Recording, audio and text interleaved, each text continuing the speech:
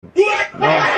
Yung mga hologram din, pag tinilipat-lipat mo, bagong-bago ang kulay yan. Pero ang problema ko, itong 100, bakit wala? No? Oh, wala.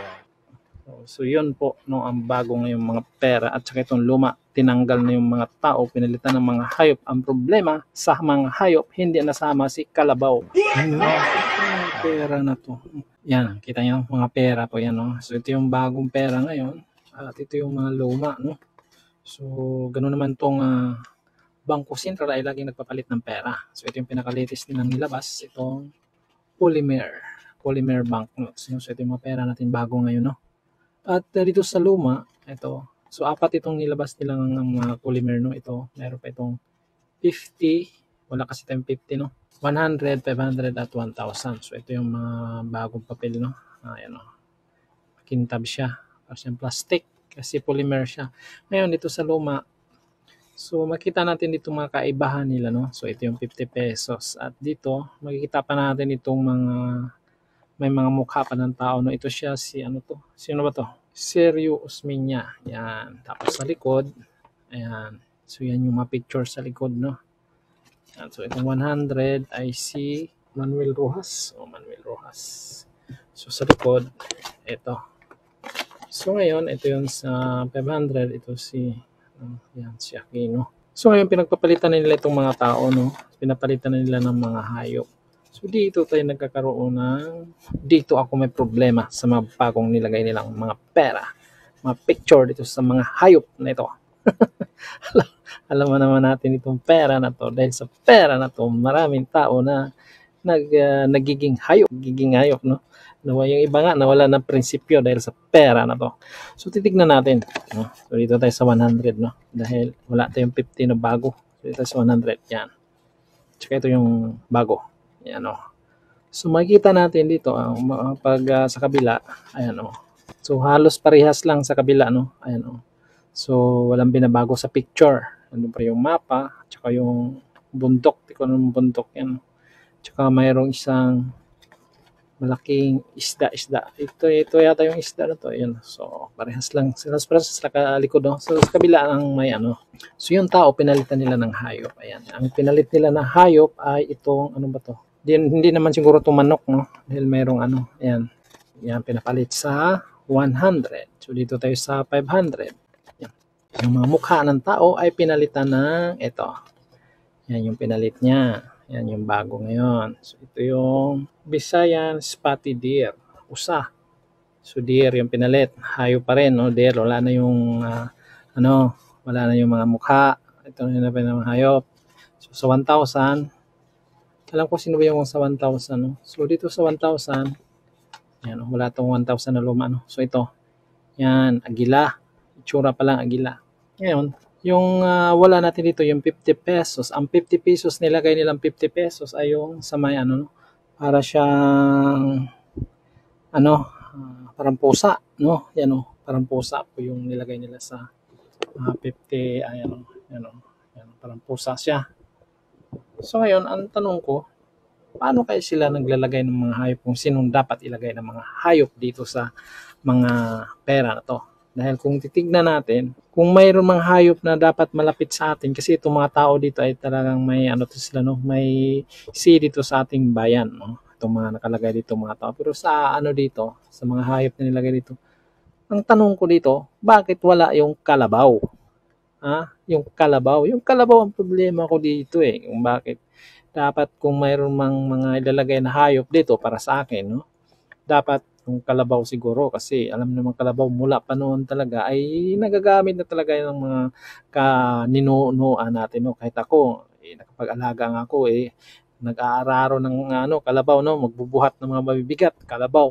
Kaya kung titignan natin, kung mayroong mga malaking naitulong sa ating mga Pilipino, ayun ang kalabaw. Dahil noon, wala pa yung mga naimbento yung mga modern na mga na pagsasaka, yung kalabaw ay nandyan na. Yung tumutulong talaga yung kalabaw, no? Na magtanim ng mga basakan, mga maisan, o dadaro na yung kalabaw. So talagang malaking tulong yung kalabaw dito sa ating pamumuhay, no? Sa mga Pilipino. Direkta silang nakatulong sa ating pangkabuhayan. Itong mga hayop na itong nilalagay nila dito, tingnan mo. Wala na. Ayan o. Yan, yung ano ba yan, deer na yan. Ano bang Bisaya yan sa deer na yan. Ayan o. O ano bang naitulong yan sa Pilipino? Kakatayin lang, kakainin. At yan, yung ano na yan. Ano bang naitulong yung, ano ba yung manok na yan? Ano, nakakatulong ba yan sa pagkain? O yan, agila na yan. Ano bang naitulong yan sa mga Pilipino? Direkta. Ito nga, kumakain lang ata ito ng daga no? So, yun po ang sinasabi ko. Dapat kung mayroon bang nilagay nila dito, dapat yung kalabaw. Yan yung problema ko dito sa bagong pera, itong sa may polymer na pera na ito, no? Dapat isa man lang dito ay nilagyan na ng kalabaw. At yun na nga, no? So, dapat siguro, baka siguro pagkatapos ito, punta ako doon sa barangay.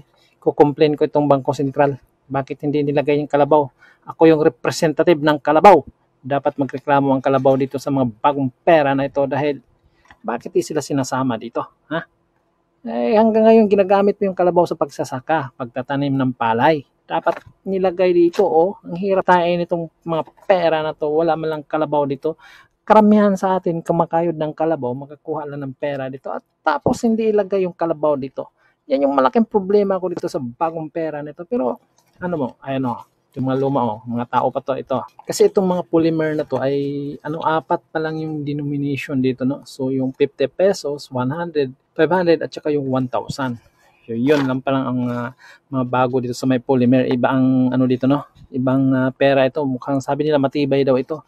Tsaka medyo makinis siya, no, para sa plastic. Ayan, Tsaka marami silang security feature. Ito, ayan, tingnan natin security. Ayun, ito, kita mo ba? Itong sa bakit yung sa 100 iba siya? Yung 100 ko, piki yata to. Piki yata to 100 ko. No? Diba? Tingnan mo yung 100 ko. Piki yan. Kaya piki ito kasi yung tingnan mo. Tingnan mo dito. Yan. Yung hologram niya. Number. Diba? Gumagalaw yung hologram. Hologram yan. Yan. Yan. Nagmagalaw yung may guhit, no? Dito sa 100 wala. Bakit kaya wala? Naiba itong 100 na to. Ano kaya to? Peke ba to? Pero meron din siyang dito. Meron din siyang tatlong dito. Naku, delikado itong 100 na to. 1 peke kaya to. Dito. Kakaiba siya. May 100 kakaiba siya dito sa dalawa. Ayan bakit? Naku, delikado pala itong 100 na to. Sa kabila. Diba? Ngayon ko lang napansin to, iba pala ito 100 na to.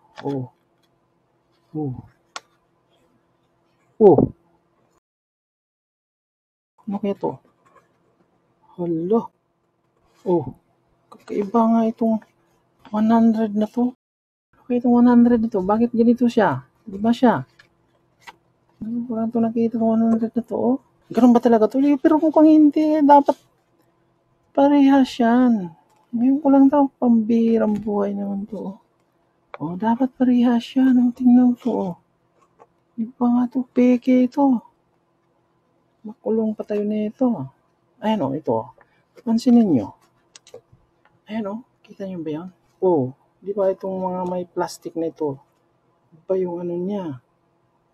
Iba yun.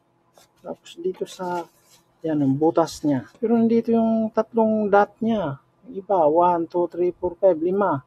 1, 2, 3, 4. Apat yung 500, 5 yung 1,000.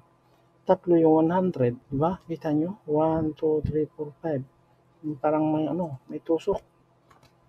Pero nagtaka ako kung bakit iba yung, kasi yung dalawa, 1,000 at saka yung 500. Halos parehas lang naman sila. Parehas lang sila. Dito sa kabila. Yung design ng mga butas nila. Yan, parehas. Tapos dito, gumagalaw ito. Ito, meron siyang hologram Hologram. Yan diba? Kumikinang-kinang siya. Pero dito sa 100, iba kaya ang design nitong 100 na to? Diyan. Ganyan. Yung number niya dito. Yung number dito, mga number nila, ayan, kung saan yung mga hayop, ayan ganon siyang nakaharap ganon. So yung mga hayop, yung ito may mga security feature siya dito sa number. Dito sa wala. Wala siyang dito. Ano kaya to? Pero yung papel niya, halos parehas lang naman. Mamaya, hanap tayo ng iba pang 100 na bago. Kung peke ba ito. So yun no, yun yung problema ko dito. Pero ang kagandahan lang dito sa ano na to, sa pera na itong bago, itong polymer na to, eto, ano, may mga bintana na, ayan o, may mga bintana na yung transparent. Ayan o, kita mo. O yan, kita sila doon o. Kahit itakip yan sa mata mo, kitang-kita mo pa rin dito sa kabila. Ayan o. Yan. O, di ba? Pagtakpan yung mata mo. Dahil sa panahon ngayon, lalo na yung election, pag ikaw ay marami na pag ikaw nasa gobyerno ngayon, marami na ngayon ang natatakpan ng pera. Kaya pag natakpan ng pera, nabulag na. Nawala na yung prinsipyo, nawala na yung paninindigan dahil nakatakpan ang pera. Ngayon, dahil sa mga bagong pera na ito na mayroon ng mga botas, pag tinakpan nila yung mata mo, ganyan, pag kinakpan yung mata mo, ayan, tinakpan yung mata mo, ganyan. So, kitang-kita mo pa rin yung mga tao na nagtakip sa mata mo. Makikita mo na sila ngayon kung paano kanila tinatawanan. Kasi sasabihin nila, ayan, natakpan na natin ang mata dito.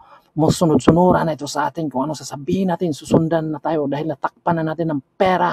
Ganon, kaya mabuti ito nilagyan nila para makikita mo kung paano ka pinagtawanan pag tinatakpan ng pera yung mata mo para hindi mo makikita yung katotohanan. Dahil maraming nabulag ngayon dahil tinakpan ng pera. Lalong-lalo na pag ikaw ay nasa politika. Kitang-kita nyo na sa paligid, no? Ayan, pag tinakpan yung mata mo, kitang-kita mo sila na pinagtawanan ka nila dahil sunod-sunuran ka na sa kanila dahil tinakpan na nila ng mata ng pera. Yan. Kaya ito yung problema ko ngayon. Bakit wala yung kalabaw?